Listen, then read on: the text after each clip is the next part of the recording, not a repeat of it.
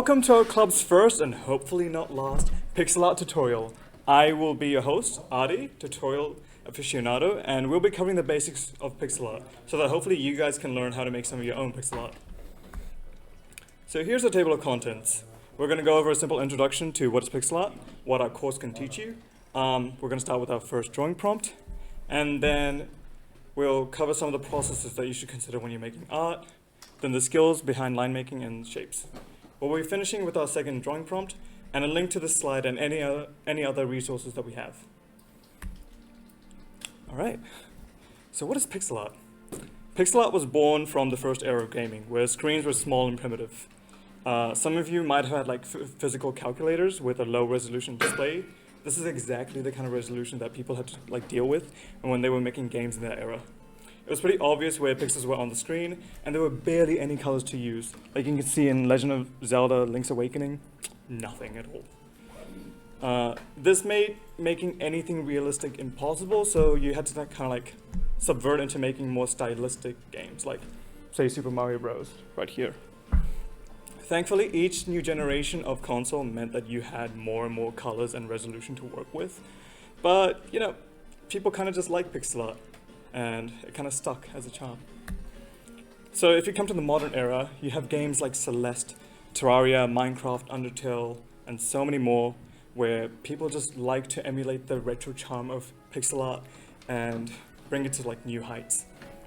The availability of 2D lighting, shadows, filters, and other post-processing effects like Bloom can really make a game stand out, and this can like help heighten the beauty of pixel art and just make it look very unique compared to like other 2D drawing mediums. There's a reason why so many indie games love to use pixel art. It's faster to create, and it has a lot of potential for looking pretty as hell, like in Celeste's case. It's also just really fun to make pixel art. It's pretty simple, and there's like an ease of creation that you don't get with other kinds of art. Pixel art can be really complex as well, and just really damn charming. As all of these different art pieces show, there's so many different directions you can go with its style, with all the colors, all the different techniques, all the different style choices like outline, not having outline. And it's important that everyone has a fun time trying to learn about pixel art and art in general with me. Okay, so what is this course going to cover? Over the course of 4 tutorials, I'm going to be covering a plethora of topics, which is going to help set the groundwork for more complex topics we'll be covering. We'll be going over fundamentals like lines and shapes, alongside other things like shading and color. Then we're gonna like pair this with more abstract topics like building your mental framework on how you should approach art, and discussing factors like style that can like help define your pixel art. The combination of these topics is the ability to create the kind of pixel art that you want to make with the skills that I'll be giving you. Since we are a game development club, we are going to focus on tile sets and objects in week 7, but in week 8 we're also going to like focus on characters and just other topics as well. By then you will have like the necessary skills to like work on these workshops. But yeah, we can't skip to all of that shit without building up our fundamentals. Some of you might be familiar with these topics, but they can be a lot to that. I want to make sure that you guys are all on the same page before we move forward into like the more complex topics like color. So today we're going to start with the simplest of topics: the tools we need to make pixel art, how to approach art, line making, and shapes. So to make pixel art, we're going to need something dedicated for it. There's plenty of alternatives online, but these are some of my recommendations for making pixel art. Many artists like me use Sprite. It's the most popular pixel art software, and it's paid, but it has a lot of utility that a lot of software like Photoshop, Krita, Microsoft Paint just does not offer to you. Unfortunately, I can't give everyone a copy of Sprite, so I have been giving you guys an alternative called LibreSprite. It's free, open source, and it seems like you guys have already been like playing around with it, so you kind of get the gist of what it's like. Yeah. There's also obviously a bunch of other resources you guys can use. LowSpec is really great for getting color palettes. Pad or Pixel Art Discord is a great community where they will give you tips on how to like improve your art. They will show their own art. really nice place. We also have Pixel Joint, which is one of the oldest art forms for pixel art. So if you are more into like classic or retro style pixel art, you can go there. We also have the GDG Drive, which is going to have a bunch of our resources, like our slides and additional like links to other resources like YouTube videos, creators, gift guides, whatever have you. Or you can just look it up yourself on YouTube. Yeah. Let's start with the warm-up. This is going to be a recurring section where I step back and let you guys have some fun with trying to draw pixel art. You've all got like LibreSprite installed and it seems like you guys all have it working, but if you have any issues, come to me and I'll help you out with it. I'll give you guys 15 to 20 minutes to try and draw something based on the prompt that I give you. So, seems like you guys already kind of have the gist of how to use LibreSprite, but if you don't, what you want to do is you just want to make a new canvas by opening LibreSprite and then clicking New File. You can set both width and height to 32 or 64, and then you can press OK to make the canvas. Yep. Yeah. Have you guys all made a new canvas yet? Yeah? Sweet. Let's move on. What do you guys do? I think you already know how to like draw. You can just click left to like draw with it. But you can also click right to use a secondary color. And yeah, we're not going to be really focusing on using like a lot of different colors today, so don't worry too much about that. That's going to be for next tutorial. But you can grab colors from the left side of your screen, so using the palette picker there, or you can also use a color picker down in like the bottom left side of your screen. If you didn't catch all of that, the sheets on your tables all have information regarding it and all the additional tools and like buttons that LibreSprite uses. If you're still struggling, you can also raise your hand and ask me for some help. I'll be coming around. And honestly, just feel free to mess around with it. Don't worry about being perfect or making it look like a masterpiece. Just worry about getting familiar with the software and just trying your best at trying the prompt that I'm going to give you. So, what is your prompt going to be?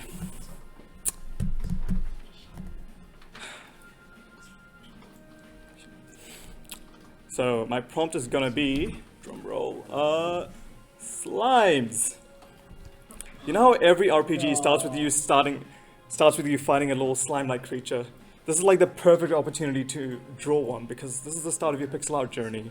Yeah, so you guys all have like 10, 20 minutes to try and draw a pixel art slime however you'd like. Remember to look at the sheets on your tables if you guys need any help. You can also ask me for some tips, but feel free to get started. Alright guys, I'll give you guys 30 seconds to finish up. Don't worry too much about making it look perfect. It seems like you guys have had fun making it. That's good.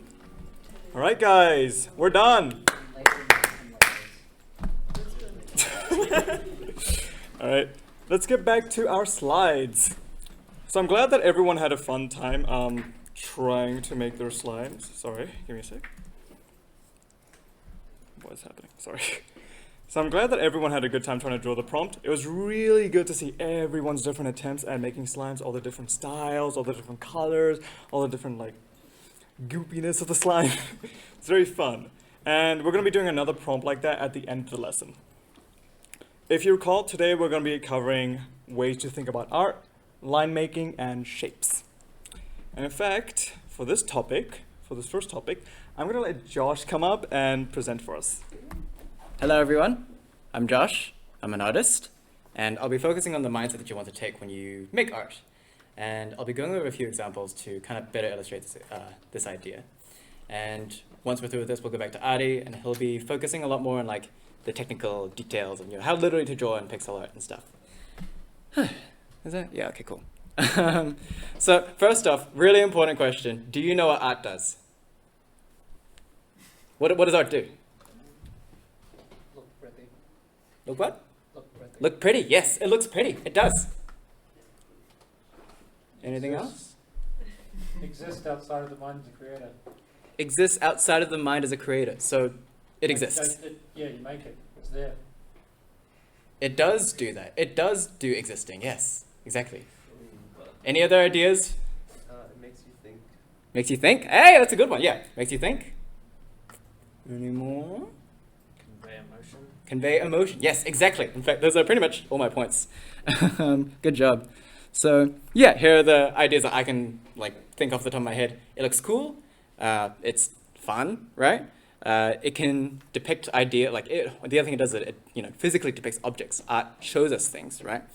And yeah, it can kind of communicate like a feeling, a vibe, a mood, a tone, and so on. But actually, the most important one I would say is to communicate things, to carry an idea, to say a message. Through the way that we can make something look, we can suggest things beyond physically what is there on the page, what is there on the canvas or screen that it's being shown on. We can convey, yeah, exactly that. Anyways, arts communication. All right, so yeah, let's focus on the communication aspect. So, in video games specifically, probably the most common way you'll see communication is done to signal like game mechanics, right? To tell you about what's literally happening, who are the enemies, how's your health, blah blah blah blah, and stuff like that. So yeah, it can be in the form of things like UI elements, like that example on the right. You get a little health bar and this little like sword bar and a coin and such. But they can also be a bit more subtle. So at the left, this game is The Binding of Isaac from 2011, but still going strong with updates, where it doesn't actually have any explicit art, right, for any of these game mechanics, but you can kind of infer them from the way it's designed, right? Like you have these spikes, probably not good to touch, and you have this enormous bomb with a troll face on it, probably also not good to touch. But yeah, and the other example I have here, which is called Fearless, which is like this Flash game from like, oh god, what was it? Yeah, like 2013, 8 years ago. So that makes its main, like it still signals its gameplay hazards. Number one, you have this like, little death demon wolf thing chasing you. That one's pretty obvious. But the other thing that that makes me interested in this example is that enemy on the right there, because we're the little girl in the middle. And that's a lot more subtle. Obviously, it's not like, a giant red-eyed shadow wolf thing with a scythe going after you. But we can still get an idea that this is an enemy in the way that it's like, if you notice, it's actually oriented against us as we're moving forward. So we get the sense this is actually an obstacle to overcome. And also, and on that point, to look cool. Art does a very good job of making things look cool. There's nothing much to say about these examples. I just really love the way they look. Like we still also want to make art look nice sometimes. Or not strictly nice, but like engaging to look at, because it keeps people's attentions. It makes something interesting. And finally, and my favorite example of the way to use art is to suggest a deeper meaning, communicate an idea or a thought or even a feeling about something. So the example I have on the left, this is from a game called Darkest Dungeon, which is like it's basically like D&D, but for like as a game, like made for you instead of like trying to imagine a roleplay and stuff. So one of the enemies it has in the first game is kind of like this vampire-y trope thing, right? But instead of like sticking to normal like Dracula, castles, bats, sucking blood and that sort of thing, it actually instead characterizes it as number one, like nobility, upper class, right? And number two, mosquitoes, which is a pretty distinct take on vampirism. You don't see mosquitoes very much. And through that like creative decision, right, to show number one, a subject matter, the working class, and number two, like a visual motif, a visual presentation through mosquitoes and vampirism, they can communicate a kind of meaning through that. Like, it's pretty on the nose, but the kind of suggestion here is that like these nobility, these like royal aristocrats, they're bloodsuckers, they're parasitic, and they're also another thing I want to point out is like the props, the little wine bottle, this little fan thing going on here, which are also pretty big symbols of like fancy wealth, well-being, right? Like the fancy lady in the 1800s with a fan and fancy bottle of wine. Which is just more like use of using art to communicate something. Like these are symbols of the wealthy that are being used to conceal blood, if you look closely. Like this lady, she's using a fan to cover the enormous blood stains that are coming down over her face and down onto her chest.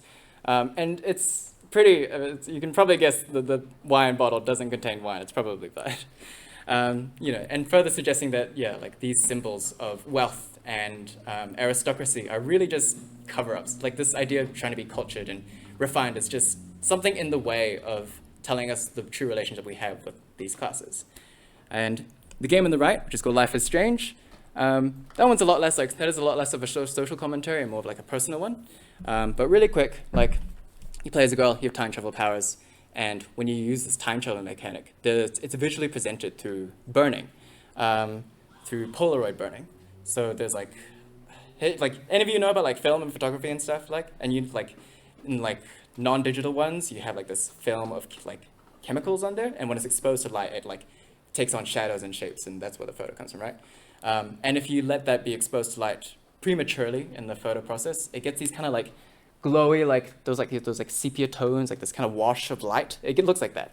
And actually, when you play as her, and if you try and use the time travel mechanic too much, you get these literal burns. This is what film would look like if it was set on fire, which sort of suggests that like, which is kind of like an interesting take, because usually we think, oh, time travel, you know, that's like a really incredible power, we can do so much with this. But here in this game, with this artistic presentation, we get the feeling that this is actually kind of a destructive or like painful, even dangerous sort of behavior, which if any of you are familiar with the game, you know, it's a very pressing theme that comes into play later on. And obviously, you know, like art can fulfill many of these functions at once, to communicate something, to look good, to signal elements of the gameplay. Yeah, so the question is, how do we, you know, get something like that? How do we make our art communicate something to an audience? And the answer, I say, would lie in effects. So the idea that I want you all to understand is that fundamentally, the only thing that drawing, that creating, painting does for art is to like create some visual effect on a page. And by effects, I mean stuff like, you know, colors, shapes, patterns, lines, styles, contrast, all that stuff, literally like just all the technical stuff. These are all done to create effects and to have some sort of impact on the viewer. And these effects are what do the heavy lifting pretty much through communicating to us through art. Sometimes it can be like a very, for this case, for the little blood lady, we have effect of contrast. We have like her pretty much all pale, white, monochrome, and then there's like this really stark red blood dripping down, which highlights our attention to the subject matter and what it's trying to communicate. And it's trying to communicate that, you know, rich people are bloodsuckers, right? And for the latter one, we can also, sometimes the effect can be used to communicate things in and of themselves. For example, on Life is Strange, and the burning of literally your screen, your eyes, right, in order to suggest something about time travel, about the powers. Okay, so, and also throughout this tutorial, I want you all to remember that these effects don't have any artistic merit on their own, which means that there can never be an inherently good or bad effect, and therefore there isn't any inherently good or bad art technique. The most important thing that decides whether an art piece is successful is if its effects communicate something to us as an audience. That's all it needs. It doesn't matter how hard or complicated or how easy or simple an effect is or a technique is, as long as it tells us something about as long as it communicates something to us or creates a tone or a feeling or, you know, looks cool, it's successful. It's done well as an art piece. Okay, so to expand a bit more on effects, for the sake of this tutorial, I have to generalize a little bit, but essentially we can kind of break it down into two little like sides. So we have realistic artwork, and this is probably, or representational artwork, and this is probably the ones you're all familiar with, and probably what you all think is like the benchmark standard for, you know, good art, right? And basically the goal of figurative artwork or figurative, representational, or realistic artwork is to depict something with art as accurately as it appears in real life, which means that all your techniques, all your effects will be entirely in service to make something look realistic through the use of lighting, color, perspective, the shape and look of things to make it look as much as they do in real life. And while it's obviously representational is very much revered in the art world, and it definitely does take a lot of skill, it's actually quite a limiting genre of art to work with. Because that means all of those like visual effects and techniques that I've just discussed before, you are limited strictly to how they appear in reality. You don't have any creative license to add effects that, you know, you would only see in imagination. None of it, like all the communication you do with realism has to be in the subject matter, which you're literally presenting, because all realism does is literally present something. That's not to say they're bad though. Realism is still very handy. Like by making something look realistic, it pulls us in, it immerses us because it looks real, right? And that attention in of itself is pretty much unparalleled as well in terms of artistic styles. So it's not something to dismiss, obviously, but it's also something to be wary of if you consider it the only way to make good art. And so the next one is the other category of art I would call as abstract art, which I'm basically using as an umbrella term for any kind of art technique that isn't used to make something look realistic or as it does in reality. And as I mentioned before, it has the ability to communicate a lot more things than realistic art. Because you don't have any real restrictions. It doesn't matter if the head looks wonky, or it doesn't matter if the lighting looks kind of weird for the setting. Like, that's fine. It's like, your goal isn't to make a perfectly realistic thing. Which means now that all of your techniques, your shapes, your colors, your lines will assist you in creating meaningful effects alongside your subject matter. So the examples to the right, they show depictions of things with techniques that don't resemble reality at all, but those elements still pretty much work. There's that lovely little greyhound drawing, right? It doesn't look anything at all like a dog. It's been the hell has been abstracted out of it. There's no head, there's no clear body, and even the limbs are kind of like, it looks like, those little like pizza pegs they put in the middle, yeah, it looks like that. But even though we would definitely say this doesn't look like a real dog at all, we still get the sensation of a dog, right? Like the kind of stupid moving form, and obviously its very big happy face. And the omission of realistic details like lighting and form and shape and texture highlight its really silly, goofy face.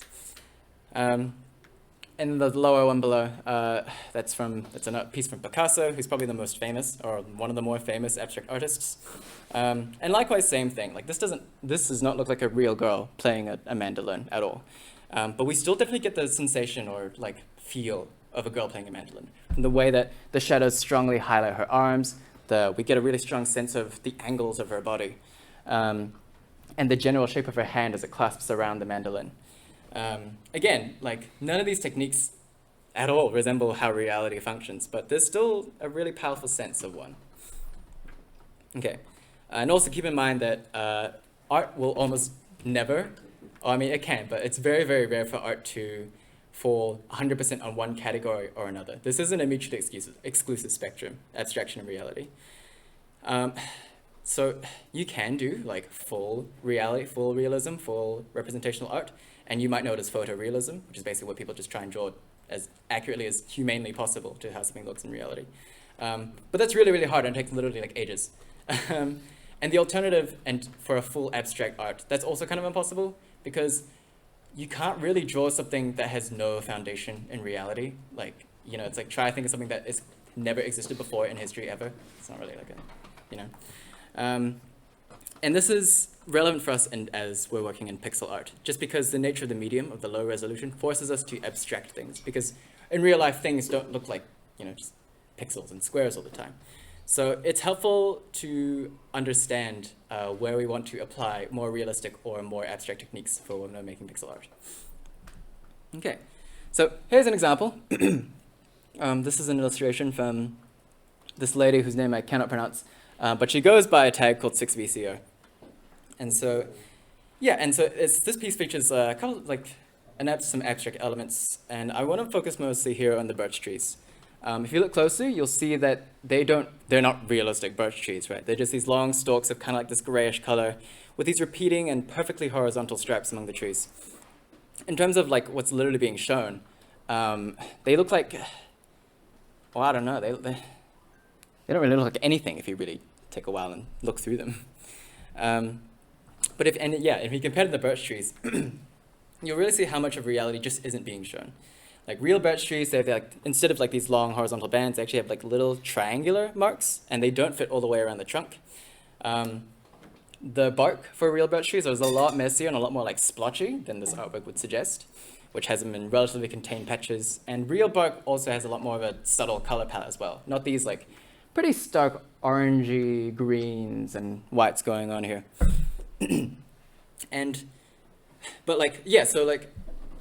We know that this isn't realistic. It only has the kind of impression of birch trees.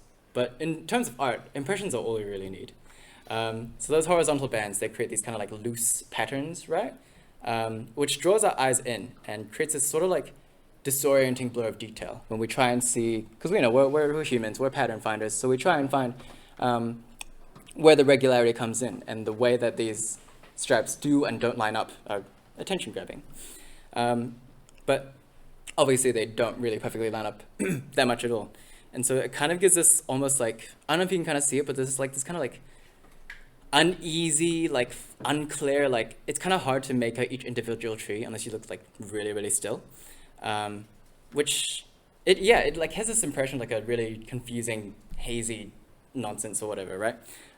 It looks like somewhere you get lost in, or you'd hear of someone getting lost in. Like this doesn't, it has this like endless labyrinthine vibe.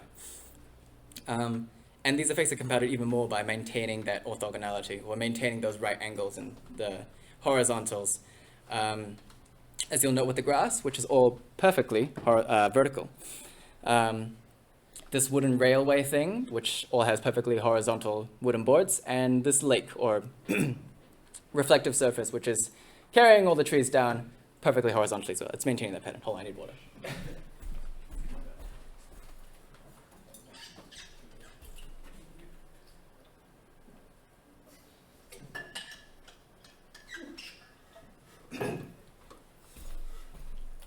Sweet. Okay. So yeah, and that uneasy, kind of like hazy, confusing effect perfectly complements what this artist wants to show us, which I haven't mentioned until now, but it's this enormous giant dog head roller coaster demon thing that we're heading towards, with a little dark red glowing mouth.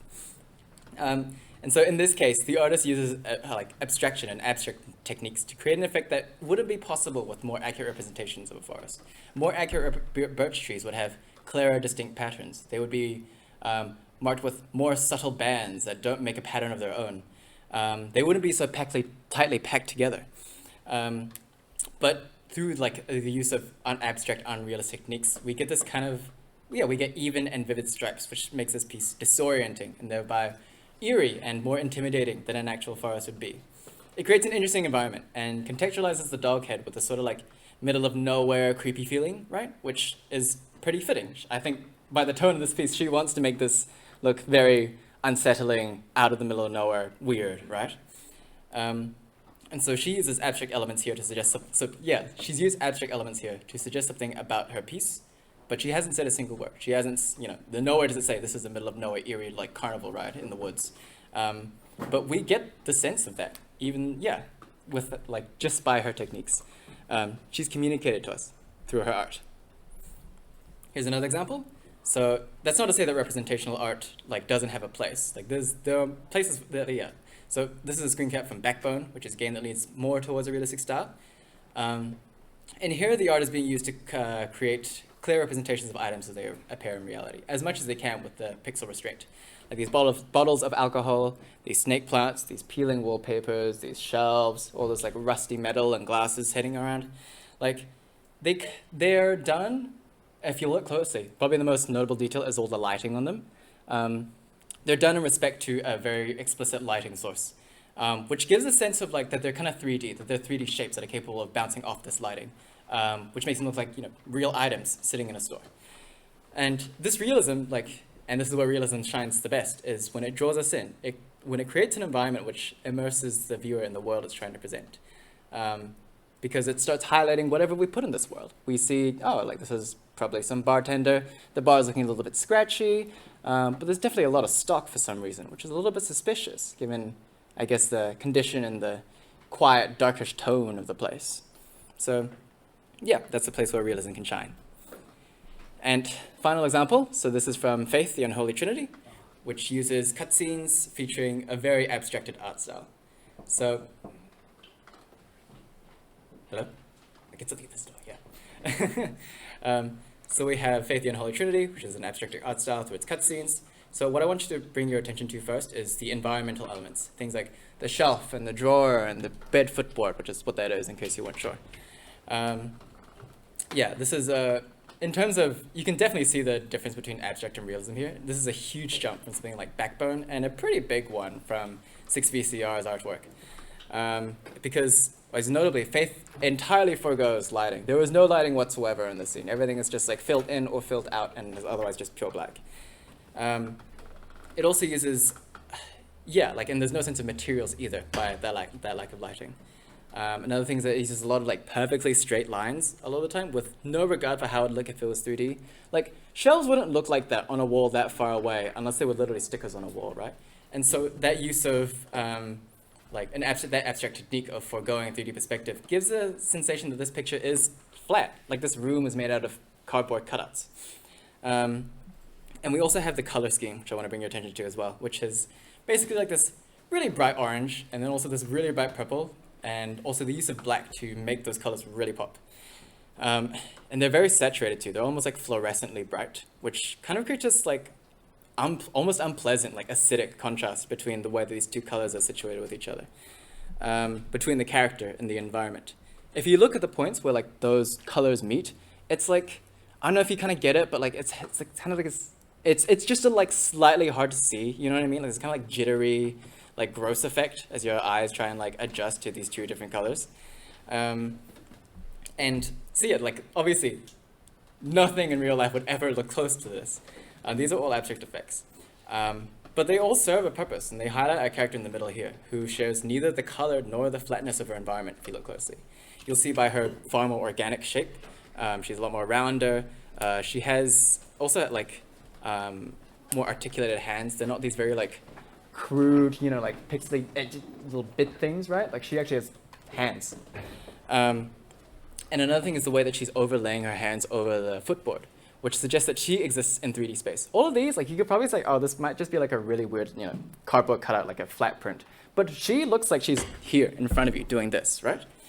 And yeah, this effectively, this just makes her clash really, really hard against her environment, almost unpleasantly to her surroundings.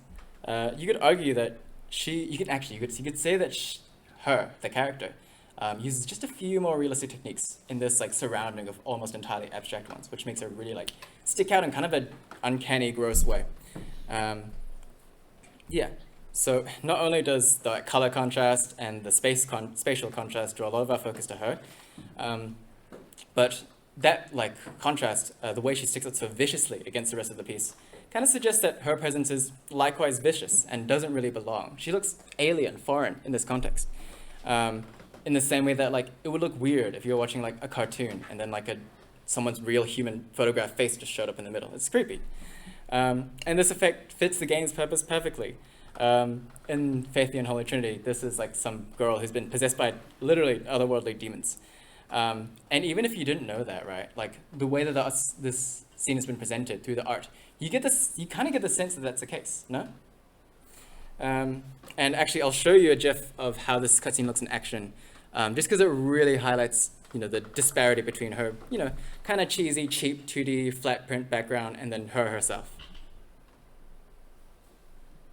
So yeah, just gonna, there's a little business going on.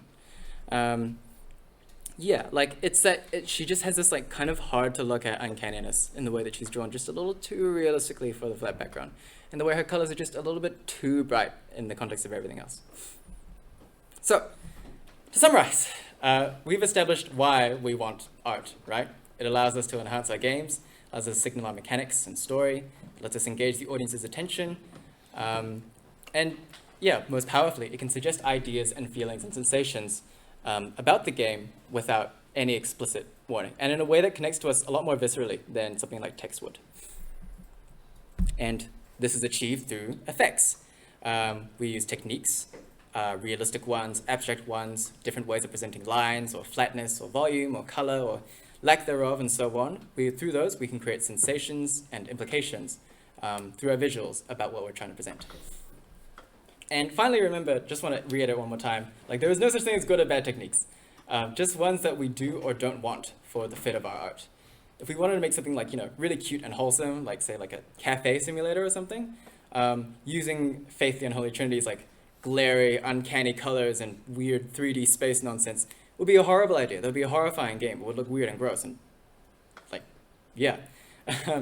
But the visual of something like Faith might actually be welcome in something like that dog ride artwork by 6VCR, because, you know, she's using techniques to create a similar unease in the work.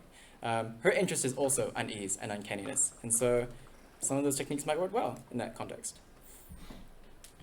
And yeah, and these are just a few examples, keep in mind, like literally just like 3.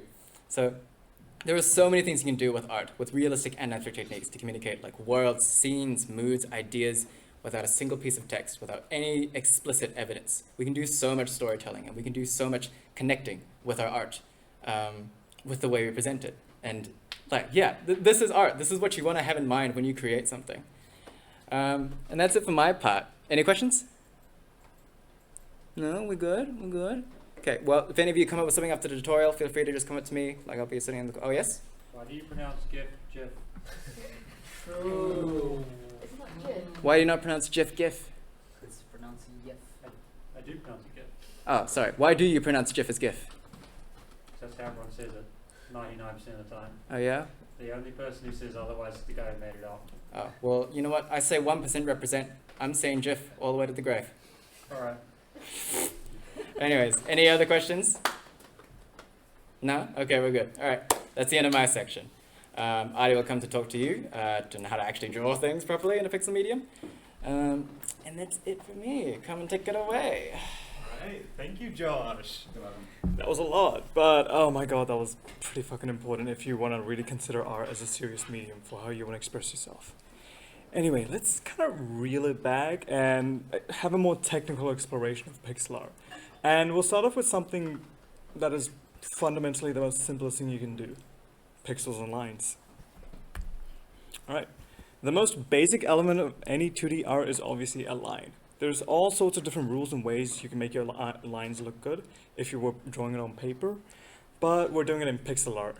There's going to be issues and kinks, and we're working in a medium where every pixel is intentionally obvious. So all of our lines will never have like the level of cleanliness that this line on the left has. Instead, we're probably going to have more of an approximation like the one in the middle, but if you do end up like cleaning it up with the techniques that I'll teach you in this section, you can make it look more like the one on the right. But who knows, maybe you like to draw it like the one in the middle because it's got like the roughness, it's got a sort of charm to it that the right one just doesn't have. It's fundamentally up to you guys to like pick how you do it. So, making a horizontal or vertical line is pretty easy. You don't need me to teach you how to do that in pixel art. It's literally up or sideways.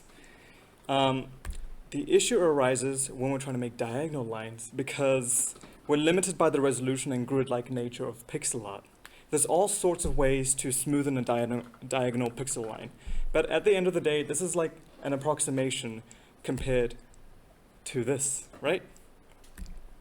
The biggest way we can overcome this is by using a method of ratios and patterning that I like to call steps. Oh, sorry. So, think of a staircase, all of you. I'm being serious. Think of a staircase. Every step of the staircase probably has a fixed height and length. And if you want to expand the staircase and make it look exactly the same with the exact same gradient, you want to retain the same dimensions for the staircase and all the steps. If we want to create a diagonal line in pixel art, we try to use the same philosophy with the steps of the pixel segments, as you can see here. So, let's say we want to represent a diagonal line in pixel art with a gradient of 1 to 2, meaning 1 in height and 2 in length. For every one, this gradient is pretty nice, and we can convert it into a clean staircase when it comes to pixel art. To keep that same gradient, every step section will need to have the same dimension in pixels. Recreate 1 by 2 pixel segments, and then just repeat those segments in our diagonal direction as far as we want. And suddenly it looks like a diagonal line. If we look back on the left, you can see that this line has a gradient of 1 to 1, meaning that every step has a dimension of 1 pixel by 1 pixel. This is also quite clean, and since we figured out a stepping pattern, we can also repeat this infinitely to create a diagonal line of this direction in this angle. So yeah, why I bring that up is because if you ever have played isometric games, like I say some of the Final Fantasy games, or if you generally like pixel art that's isometric, then you notice that they have a lot of diagonals. Most flat or level or horizontal surfaces have this sort of 1 to 2 gradient in their lines. So you can see on the right how I made a very simple isometric cube. Everything except for the vertical lines is placed in a 1 by 2 perspective, meaning every section of that pixel art line is 1 pixel by 2 pixels in length. You can also see, like on the house on the left, there's some other like pixel ratios going on. Like over here on the roof, there's a 1:1 ratio going on, and on this right side of the roof, there's a 2:1, meaning 2 in height and 1 in length for each of the pixel art segments. It's fine if you don't really understand perspective, but just understand that when you're trying to draw and you want to have like sort of consistent features, it helps to have a stepping pattern with how you approach your art so that it can look more uniform, consistent, and much cleaner if that's what you want with your art. So sometimes you're going to need non-uniform lines, you know, ones that need to be made at a specific angle, or you're connecting it from 2 different points and it just doesn't connect cleanly. So an example of an angle like that could be 30 degrees, which when we convert it using basic trigonometry, it becomes a gradient of 1 by 3.6, meaning for every like 1 meter in height, it's going to go 3.6 meters in length. We can't do that with pixels, right? It has to round up in some way. So we have to approximate it in some form. We just have to pay attention to the general stepping pattern that we give to a line. So let's say we have a diagonal line with a gradient of 1 by 2.33. Kind of a gross number, but since First, it helps to multiply the gradient ratio that is expressed in whole numbers. So since we already know that this is like 2 1/3, we can multiply it by 3 and we suddenly have a 3.7 gradient. For every 3 pixels in height, it needs to go 7 pixels in length. So we realize that, ooh, this needs like maybe 2 pixels per segment in length plus some additional one, right? And what? If you have three segments that are both 2 pixels in length each, we have like 1 left over. So we just kind of give one of the segments an extra pixel in length. We find the ratio can be expressed as 3:7, and then we can use a stepping pattern of 2 by 2 by 3 and repeat it for every single length of the line. If you ever want to like continue extending the line, we would probably want to like repeat that pattern in the same order. So here you can see it goes 2, 2, 3, 2, 2, 3, 2, 2, 3, and so on and so forth. If you're working with a different angle, obviously you're going to have a different sort of stepping pattern to it. Like for that 1 by 3.6, you probably have like a 3, 3, 3, 4, 3, 3, 3, 4 with how you kind of step the pixel line. Realistically speaking, you don't really need to do all this like calculation and multiplication, but it's good to have that very like general idea of like having a sort of rhythm, a sort of pattern in mind when you're like trying to create these kind of non-uniform diagonal lines. Yeah. So curves are much trickier, and I'm sure you guys realize that it was a bit tricky to create very clean curves when you were making your slimes. Am I wrong? If you want to make it smooth, you kind of have to have the same philosophy as the previous slide with like the non-uniform diagonal lines. We have to sort of generate a pattern or logic to how we approach our curvature. At the very least, we know that along any 2 ends of like a curve's arc, some parts of it will be more horizontal than others, and some parts of it are going to be more vertical than others. The gradient of a curve is constantly shifting. So in a pixel art curve, each segment step pattern must also be changing. If we keep this in mind, we can figure out a dynamically changing step pattern based on that changing gradient. Look at it like this. As a line gets less vertical, as you can see up there on the top left, you can see each segment is getting like, smaller and smaller in its height, but it keeps it like same width because this is like a one wide line. In the same sort of like, if we apply the same sort of philosophy to like the horizontally decreasing line, you can see as we're getting closer and closer to making it less horizontal, it's going to keep on decreasing in how many segments and pixels in length there is for that line.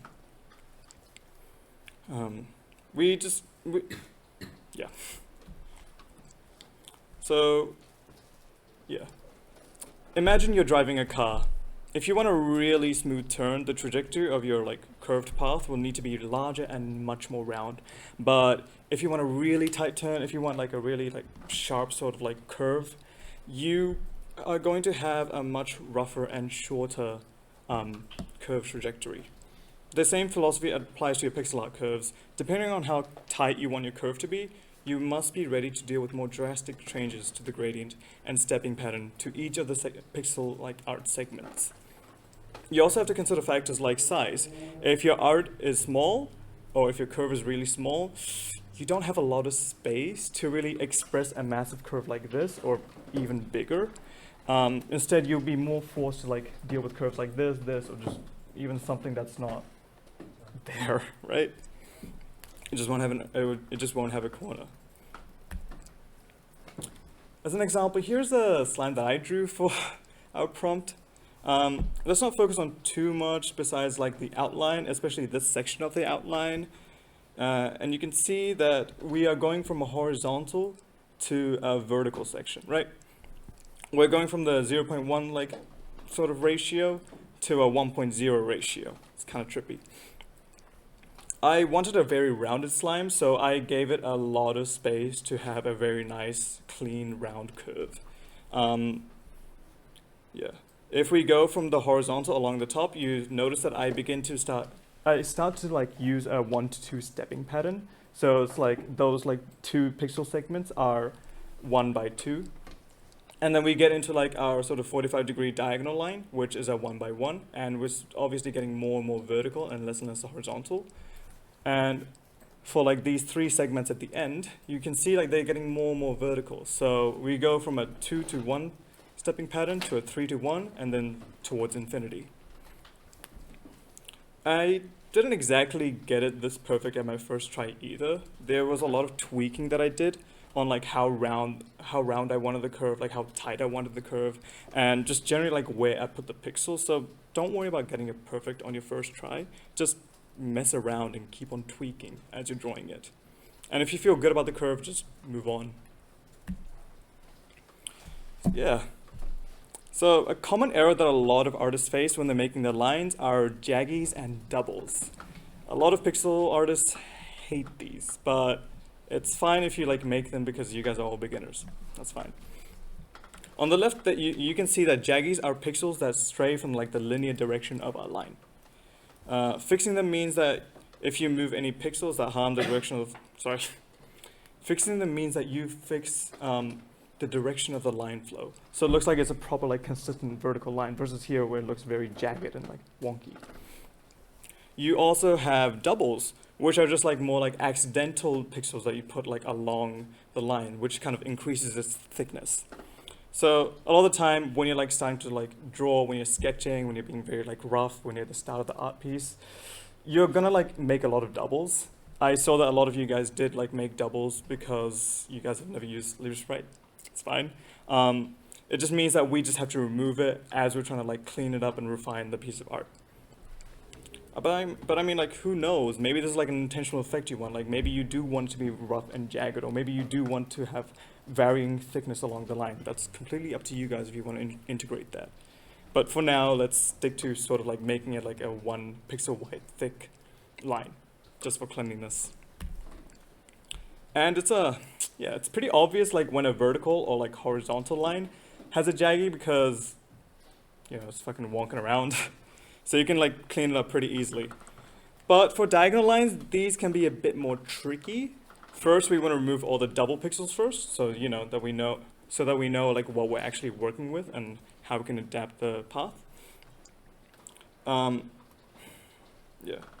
This helps remove some of the visual clutter that doubles bring and brings a rough but uniformly thick line. Then we have to deal with the jaggies.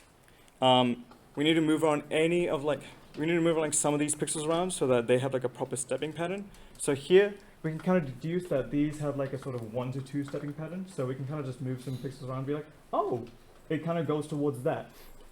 Whereas with the one on the far right, it doesn't exactly have a very uniform stepping pattern. You can see that as it gets more and more cleaned up, it goes towards a 1 to 2 by 3. So it'll be 2 pixels tall, 3 pixels tall, 2 pixels tall, 3 pixels tall.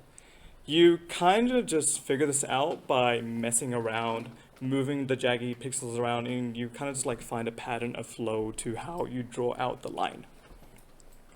But above all, do not move any of the endpoints. These like are obviously your reference points for where like where the line starts and ends. You know, yeah. Otherwise, yeah, you lose a point of reference for where your line is meant to go. For curved lines, these are a bit tougher. We continue with the idea of trial and error, and also keep in mind how tight or rounded we want the curves to be. So you can see on the right, this is a very like big arcing curve. This one over here, a bit smaller. So we have to deal with like how tight this curve is and like how rapidly the gradient changes from here to here to here. Yeah. Again, the general process is the same. We remove the doubles first so that we see like how the pixels are actually like formed.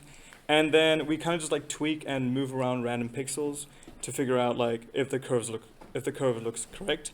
If the current path isn't what you want, then we have some jaggies present, and we continue just like moving around, tweaking around until it like looks much smoother and much nicer.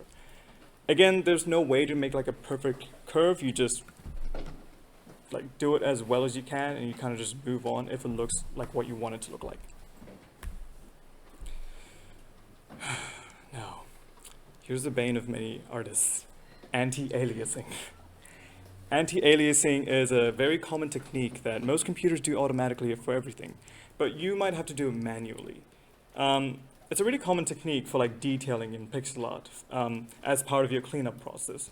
So yeah, you can see here, this is a non-anti-alias like letter that you would like see if you zoomed into your screen, and this is one that's been like smoothened up by the computer. But here, we've got all these jaggies, all these roughs, all these like blah blah blah. We've cleaned it up, but we've also introduced like a bit of anti-aliasing along here, but like, you know, the slightly darker pixels, and it kind of helps like add a bit of smoothness to the line, a bit of softness. By not using anti-aliasing, your art will look very sharp and rigid. That could be what you want. By overusing anti-aliasing, it can look very blurry and soft. So if we were to like do this in pixel art, it's a look. It's up to you if you want it to be that soft. But it might not have the sharpness that obviously this has. Yeah. So let's start by like applying some anti-aliasing to our regular straight lines. Make sure you've obviously like already cleaned it up, you know, removed all the jaggies, the doubles before doing this. Horizontal and 45-degree diagonal lines don't need anti-aliasing, so we can ignore those. First, with our clean diagonal lines, we apply some doubling. Ooh. It adds a bit of thickness, and that's kind of what we're doing with anti-aliasing anyway. Next, we change those additional doubles into our anti-aliasing color, and we're pretty much done. As you can see, this the anti-aliasing color is like somewhat in the middle of the background and the line's color, and it's much more obvious on that white line over there. And you know, you don't really need to like follow that order of you need to double first and then add the anti-aliasing color. You might as well just combine it and just paint with the anti-aliasing color for the doubling process. You know, make sure it looks nice and smooth, and tweak your doubling pattern if it doesn't look smooth. Otherwise, it just seems pretty good. So it's basically 50% transparency. Kind of. It's up to you how you determine how you do it. In the next tutorial, we'll be going over palettes. A lot of people use like a color that's just between like the external ground and like the internal like line, and they just use a color that's sort of like in between. Okay. Yeah. How come the one on the right uses a different technique? What do you mean? Because it skips some of them. If you look at those So- ones, they do it on both sides. Yeah, I mean, it's up to you how much anti-aliasing you add. These ones are trying to be much smoother, whereas that one, I was just trying to show like how you can use anti-aliasing for an uneven, like sort of like non-uniform line. So you can tell here, like this has a weird patterning, right? It's got 3, 2, 2, 3, 2, 2. So you can use anti-aliasing if you ever have like those non-uniform lines to kind of just like make it look a little bit smoother. Whereas here, oh, yeah. It's not actually skipping any, is it? 'Cause it's only going up to 3 length maximum. And all of them are now 3 length. Yeah. Yeah. But it's not having a weird doubling effect, which would add like a bit of thickness. That just kind of helps smoothen it. Yeah. Yeah. But if it added like grays to every section, it would go to 4 in length in some places. Yeah, yeah, exactly. It would add too much blurriness or too much thickness, and that's not what I wanted with this specific line, but if that's what you want, go for it. Yeah. Anyway, moving on. For curves, it's a bit more trial and error, just like usual, where you get to place, with where you like determine where you place the anti-aliasing. Some useful spots include adding in between 2 pixel segments where the stepping changes, like that. Yeah, where like the 1x1 segment, change into a sort of 1x2 segment. You can also add it to tight turns where the gradient change is really steep, like there. So it can like sort of like help smoothen the curve of that line. And yeah, most of the time you kind of just want to mess around and place some anti-aliasing between diagonal segments.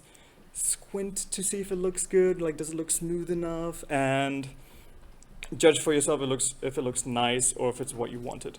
And just like making a curve, there's no really perfect way to make perfect anti-aliasing, so you just try your best and move on once you've done enough. Oh, yeah. There, you can apply it there as well, yeah.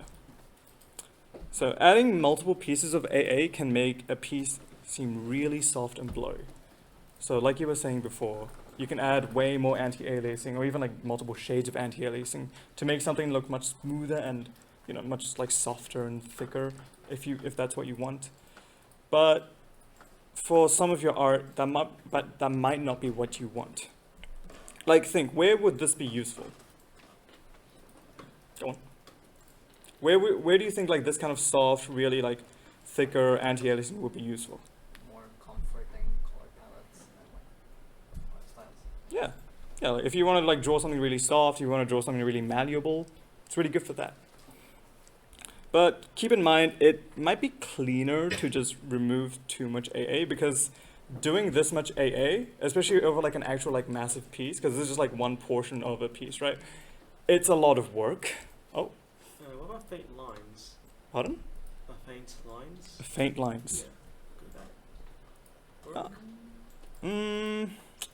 You could use it for faint lines, I guess. I mean, with pixel art, I've never really heard of anyone using faint lines. It's usually they have lines or they just don't have lines. Okay. But interesting thought. It'd be cool to explore. But right, getting back into it. Yeah, it could be good to like use this for really soft and like smoother things, but maybe that's not what you want. Maybe you do want to have a bit of sharpness, a bit of rigidity to like the line.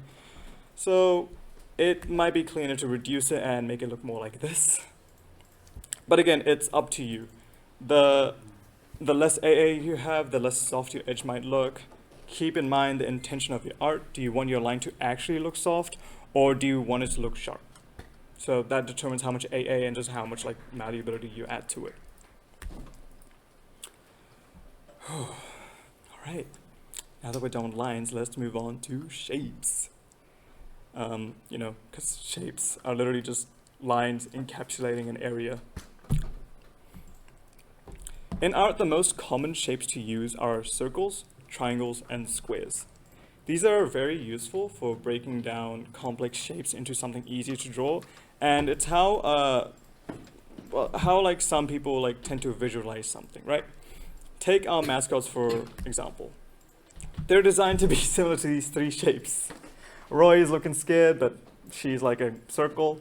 G is there looking like a triangle because they are a triangle. And Biv is running away, but as a square.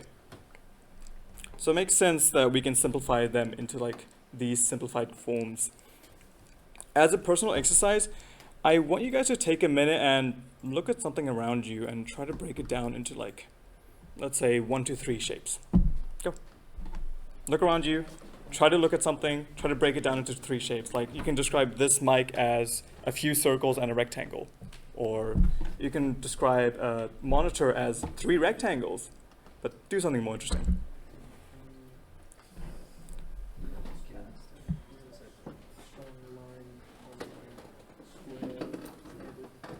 There are lots of squares around this room. That's fine.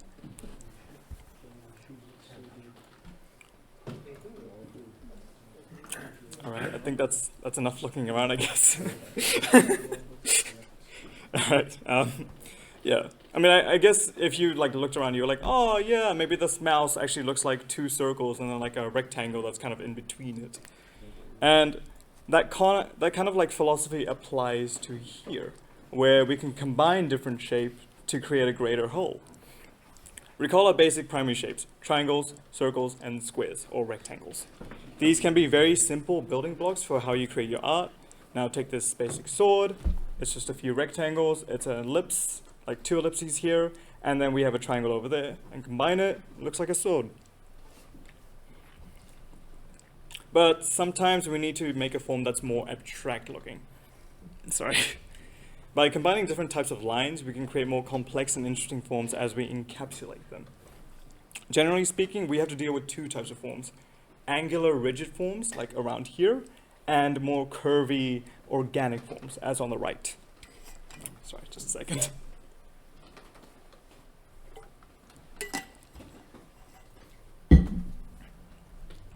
Yeah. So ridges are usually shapes made of straight lines. These are triangles and quadrilaterals, and they act as building blocks, but there's more of a freedom to the kind of shapes that you can generate for these forms. Straight angular forms create harsh, jagged edges, which are useful for objects and art that are going for a very harsh, angry, manufactured, or solid look. The example I'm showing here is creating the geometry of a very simple rock.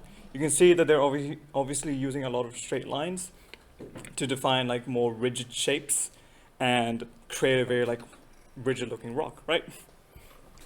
But think about it.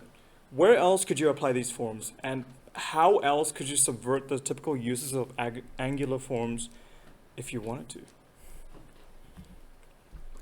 Similarly, organics are shapes made of curves. Circles and blobs are generally what you get out of these curve forms, but curve forms have much rounder, softer edges, which suits art and objects, going for a softer, cuter, lifelike, and more malleable look. Similarly, a use for these forms are obviously clouds, since they have a very soft and bubbly connotation to them. Think again, where else could you use these forms? And how else can you make organic forms look more harsh and dangerous compared to what I already said? And as a sort of last suggestion, in what ways could you fuse these two forms together for like your own personal artistic use? So yeah, going back into the idea of combining shapes, it's also really important to rotate your basic shapes and also consider using complex forms when necessary. Here I try to make a pixelated version of a mascot G. So I used two triangles and a circle to make up the basic face, and then I used a rotated rectangle and a curved form to make up the hat. The curved part was a lot of trial and error, as you can kind of see here, like me tweaking it. But where I kept on like adjusting how the curved line went and how tight the turns were, and then I realized that I needed some angular aspects to make it look more like the drawing on the left. So I introduced like some very sharp turns and made it look a little bit more like an angular form. As a triangular like eye pupil over here is a bit too hard to display in a pixel art like form in this sense, I opted for something more rectangular, and then I cleaned up and applied details like the nostril and the mouth. And yeah, this is the same process that you guys should be using, or you can use if you don't want to, for any complex objects you're trying to make. If you go through the steps of breaking down your objects into simple forms, seeing where you would need complex forms, and then one at a time adding them together, you can very easily make something complex if you didn't know how to already. Yeah, it's like a whole hour of speaking, huh? So now that we've like covered a bunch of topics, I want you guys to actually practice it. We have like 20 minutes left until it's 8 o'clock. So I want you guys to practice some of the skills of line making and shapes that we already learned from this lesson. So I'm hoping that no one has closed LibreSprite. Stop. Kind of fucked up on these slides. Do you guys want to save your slimes? Yeah. Yes? All right, just press Control S. Just press Control S. Control S to save your slime. Yep. And then check where the directory is and just like name it whatever file name you want and put it in like a place where you can actually access it. So do not put it on our USBs. So yeah, I'll give you guys a minute, come around and help you.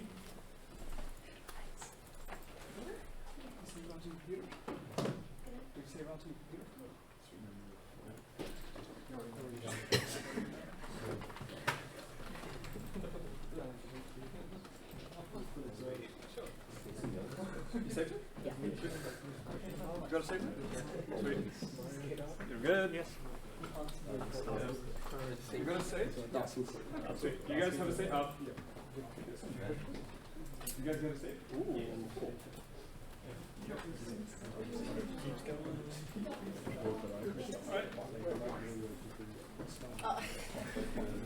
Alright, in that case, you can just click here on file and then press new, and then you can make another like canvas, another slide.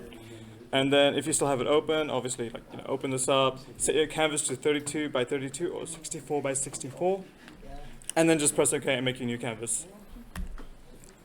So your prompt, your prompt for this will be weapons. Yeah. So pick a weapon of your liking from here, or spend like 1 minute, 2 minutes finding like a different weapon from online. The point of this exercise is for you to combine your understanding of what we've been going over today, which is straight lines and curved lines, followed by your understanding of angular and curved forms to create a weapon that lets you practice creating both types of like lines and shapes.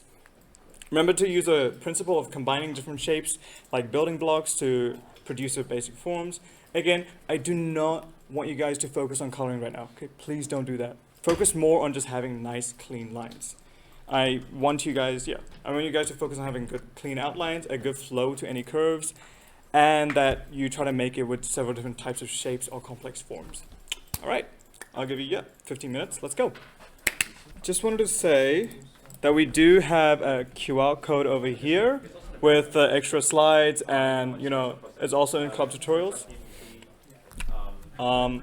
So it's a QR code to our Google Drive repository where it has today's slides. It's going to have all the other slides as we go along this, and it's also going to have some extra resources like a document full of like links to other places.